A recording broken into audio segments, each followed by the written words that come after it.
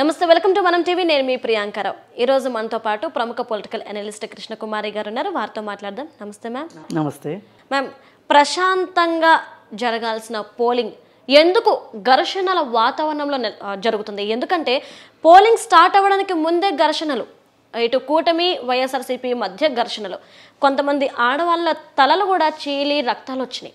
అంటే పల్నాడులో కావచ్చు, అలానే హిందూపురంలో రాళ్ల దాడి, ఇక కడపలో కూడా పరిస్థితి చాలా దారుణంగా ఉంది. అంటే ఎందుకు ఈ విధంగా ఈ దాడుల నేపథ్యంలో పోలింగ్ జరుగుతుంది? దీనికి కారణాలు ఏమని చెప్పుకోవచ్చు? ఎందుకంటే కొంతమందిని నిర్బంధిస్తున్నారు. అసలు ఏంటి అంటే అసహనం, అంతకంటే ఏమీ లేదు. మా పార్టీయే గెలవాలి అంటే మా పార్టీయే గెలవాలి. ఇవాళ దాదాపు ఈ ఎలక్షన్ అంటే 2019 ఎలక్షన్ జరిగినప్పటి నుంచి ఏదో ఒక సంవత్సరము, 2 సంవత్సరాలు, 3 సంవత్సరాలు ఆగిన తర్వాత 4వ సంవత్సరం, 5వ సంవత్సరం నుంచి ఎలక్షన్ వేడి స్టార్ట్ అవుతుంది. సన్నద్ధం అవుతూ ఉంటారు రాబోయే ఎలక్షన్కి. కానీ ఈ ఎలక్షన్కి అలా కాదు.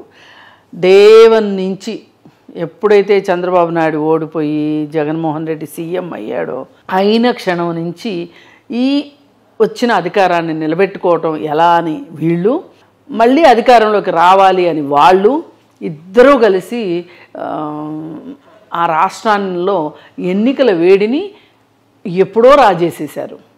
దానికి పరాకాష్ఠగా చంద్రబాబు నాయుడు భార్య గురించి అసెంబ్లీలో మాట్లాడటము, అలాగే దానికంటే ముందు ఈ 3 రాజధానులు గొడవ వచ్చిన తర్వాత ఈ 3 రాజధానులు విషయంలో మన ఎమ్మెల్సీ సభల్లో, శాసన మండలిలో జరిగిన గొడవలు, అలాగే శాసనసభలో జరిగిన గొడవలు ఏ రకంగా చూసినా సరే వీళ్ళు అగ్గి రాజేశారని చెప్పొచ్చు. ఇప్పుడు వాళ్ళు అసలు 3 రాజధానులు గొడవ గనక మొదలెట్టకుండా ఉండున్నట్లయితే కనుక జగన్మోహన్ రెడ్డి ఇంత ఎన్నికల వేడి ఇంత ముందు వచ్చి ఉండేది కాదు. ఇసుక కొత్త పాలసీ తీసుకొస్తున్నాను అని చెప్పి కృత్రిమ ఇసుక కొరతని సృష్టించి ప్రజలని అలాగే కార్మికుల్ని అల్లకల్లోలం చేసి వాళ్ళని ఆవేదనకు గురి చేసి వాళ్ళంతా ఆ దేశం వదిలిపెట్టి ఆ రాష్ట్రం వదిలిపెట్టి పారిపోయేలాగా చేసిన ఘనత జగన్మోహన్ రెడ్డిది. మరి బతికుంటే బల్సాకు తినొచ్చు, ఇక్కడ ఏమీ లేదు, ఏం చేస్తామనే ఉద్దేశంతో కొంతమంది అయితే ఆత్మహత్యలు చేసుకున్న వాళ్ళు ఉన్నారు, కొంతమంది చిన్న చిన్న కాంట్రాక్టర్లు కూడా ఆత్మహత్యలు చేసుకున్నారు. ఇలాంటి పరిస్థితి నుంచి ఎన్నికల వేడి రాజుకుని ఇంకా ఫైనల్కి చంద్రబాబు నాయుడు అరెస్టుతోటి, ఆ ఉదంతంతో ఇంకా బ్లోఅప్ అనమాట. ఒక విస్ఫోటనంలాగా రాజకీయ పరిస్థితిలో పెను మార్పులు చోటు చేసుకున్నాయి.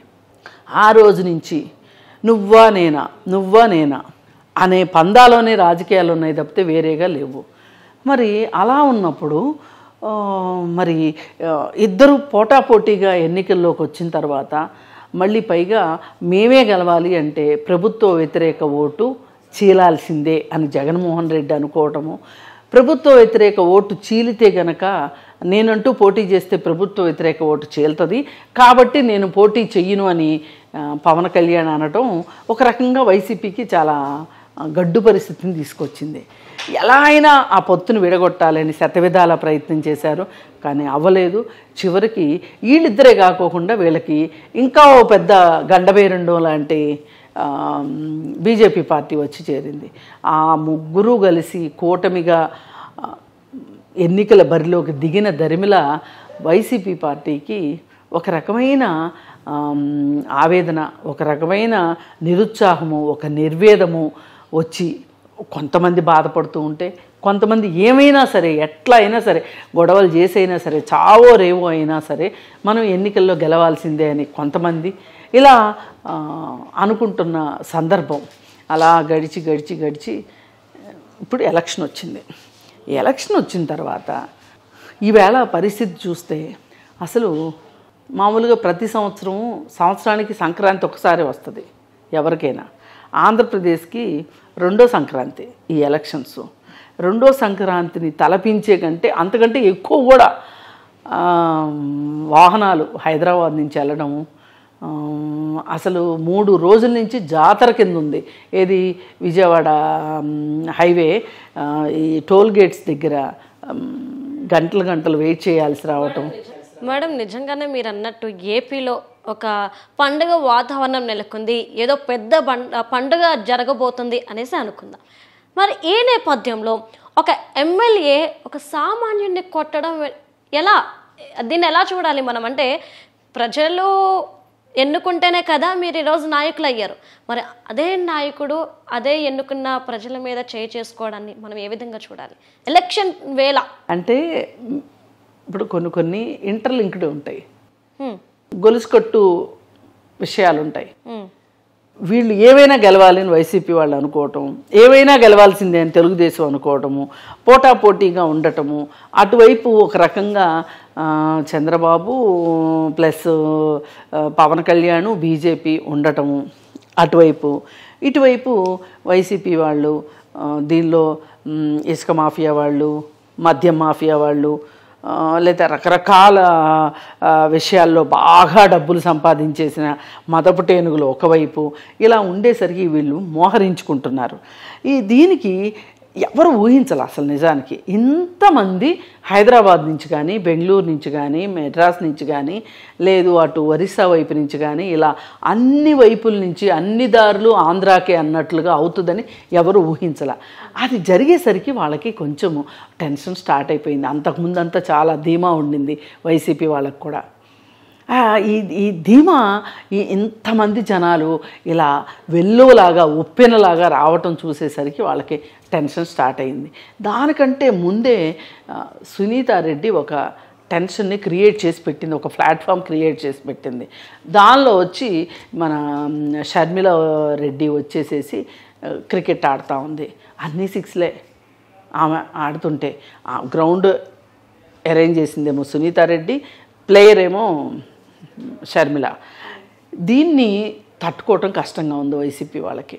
ఓ పక్క తెలుగుదేశం వాళ్ళకి మనసులో బాగా సంతోషంగా ఉంది, ఇంకా గెలుపు మాదే అని. సరే, ఇలా ఉన్న పరిస్థితుల్లో ఎలక్షన్ రోజు రానే వచ్చింది కదా. వీటన్నిటి తాలూకు అసహనాలు వైసీపీ క్యాండిడేట్ల మనసుల్లో గూడు కట్టుకొని ఉన్నాయి. అది ఎప్పుడు బద్దలవుద్దా అనే దానికోసం ఎదురు చూస్తున్నట్లుంది. ఇవాళ ప్రతి క్యాండిడేట్ కూడా ఎమ్మెల్యే క్యాండిడేట్లు కావచ్చు, ఎంపీ క్యాండిడేట్లు కావచ్చు, లేదంటే చిన్న స్థాయి నాయకులు కావచ్చు, ఎవరి హోదాకి తగ్గ నాయకులు ఆ నాయకులు ఒక్కొక్క అగ్నిపర్వతంలాగా ఉన్నారు, ఒక నాటు బాంబులాగా తయారయ్యారు. వీళ్ళంతా మానవ బాంబుల్లాగా తయారైపోయారు వీళ్ళు. ఇంకా ఫైనల్గా చెప్పుకోవాలంటే ఈ మానవ బాంబులన్నీ ఇవాళ ఎలక్షన్ కోసం బయటకు వచ్చినప్పుడు ఇప్పుడు ఈయన క్యాండిడేట్ తెనాలిలో, ఆ క్యాండిడేట్ అందరూ లైన్లో నుంచున్నారు.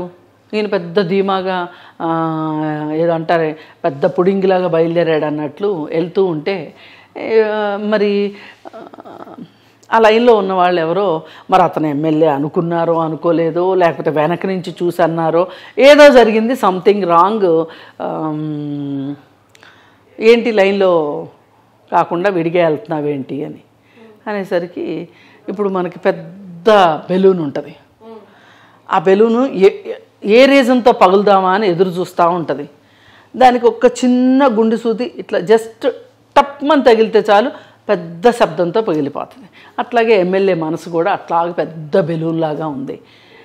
ఏది తాకుతుందా ఈ బెలూన్ పగులుతుంది అనే పరిస్థితిలో ఉన్న సందర్భంలో అసహనము, బాధ, కోపము అన్నీ. అన్నాబొత్తుని శివకుమార్ ఇంక ఈయన వెనక్కి తిరిగేసేసి ఆయన విశ్వరూపాన్ని చూపించి చంప మీద పెట్టి ఫెళ్ళమని ఒకటి పీకేసరికి అసలు ఇది ఎంత హాస్యాస్పదమైన విషయం అంటే, ఎంత దారుణమైన విషయం అంటే, ఒక ఎమ్మెల్యే తనకి ఇప్పటిదాకా ఉన్న అధికారం పోతుంది, తమ అధినాయకుడు ఓడిపోబోతున్నాడు అనే ఒక రకమైన కోపము, బాధ, అసహనము ఇలా ఎన్ని ఉంటే అన్నీ అవన్నీ పెళ్ళుబుకి ఓటర్ మీద చేయి చేసుకోవటము అనేది మట్టుకు ఒక ప్రజాప్రతినిధికి తగదు. మామూలు వ్యక్తులు కొట్టుకుంటారు, తన్నుకుంటారు, అది వేరే విషయం. ఒక ప్రజాప్రతినిధివి, నువ్వు బాధ్యత గల ప్రజాప్రతినిధివి, నిన్ను చూసి నలుగురు నేర్చుకోవాలి. నువ్వు ఒకళ్ళకి ఎగ్జాంపుల్గా ఉండాల్సిన వాడివి.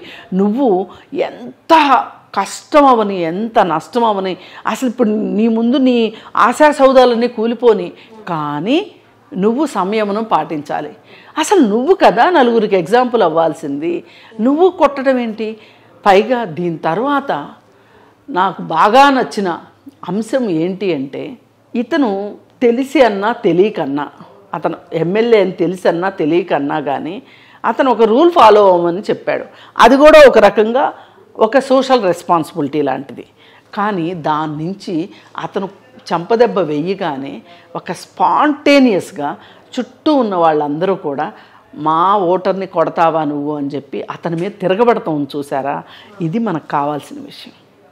ఇది ఇది ఇది నిజమైన, అంటే మీరు కొట్టిన వాళ్ళని కొట్టమని ప్రోత్సహిస్తారా అని అనొచ్చు, కానీ ఇక్కడ ధిక్కారం అనేది అతనిది పొగరు, అతనిది అహంభావం. అధికారం ఉంది అనే ఒక అధికారం తాలూకు వచ్చిన పొగరుబోత్తనం అయితే, రౌడీయిజం అయితే, ఇతనిది ఒక ధిక్కారం అన్నమాట.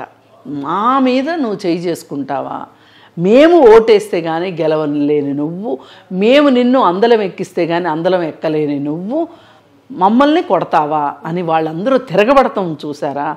ఈ తిరుగుబాటు చాలా అవసరమైన విషయం.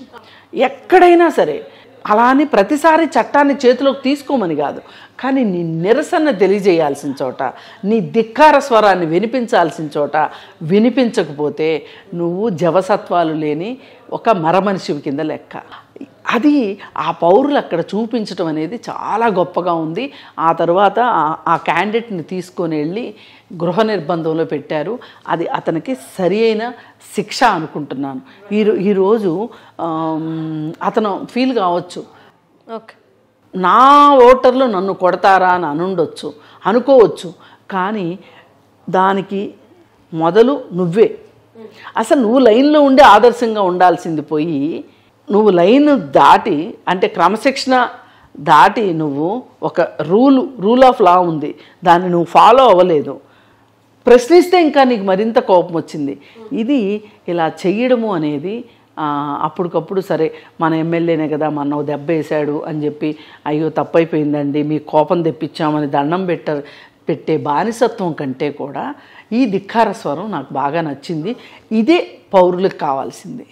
ఇలాంటి గొడవ, ఇంకా చాలా గొడవలు, పల్నాడులో గొడవలు, గొడవలు జరిగినాయి. ఏది ఏమైనప్పటికీ ఈ వైసీపీ నాయకులకి ఇంతమంది ఇన్ని ప్రాంతాల నుంచి జనాలు రావటము, ఒక జాతర మాదిరి అవ్వటము, పోలింగ్ బూతుల్లో 7 గంటలకి వెళ్ళేటప్పటికే, 7 గంటలకి పోలింగ్ బూత్ ఓపెన్ చేసేటప్పటికే సినిమా టిక్కెట్ల దగ్గర కొత్త అభిమాన నటుడు సినిమా రిలీజ్ రోజు ఎలా అయితే ఉంటారో కిక్కిరిసిపోయి లైన్లో తొక్కుకుని తోసుకుని, అంటే వాళ్ళు ఎప్పుడు ఉత్సాహంతో ఎప్పుడు ఓపెన్ చేస్తారో అని చూస్తారో, అట్లా ఈ ఓట్ల పండక్కి ఈ ప్రజలు ఈ విధంగా నుంచోవటము అనేది మటుకు చాలా స్వాగతించాల్సిన విషయం. ఎవరు గెలుస్తారనేది తర్వాత విషయం. ముందైతే మటుకు ప్రజలు వాళ్ళ బాధ్యత ప్రకారం వాళ్ళు వచ్చారు. Right. Thank you so much ma'am. Thank you so much.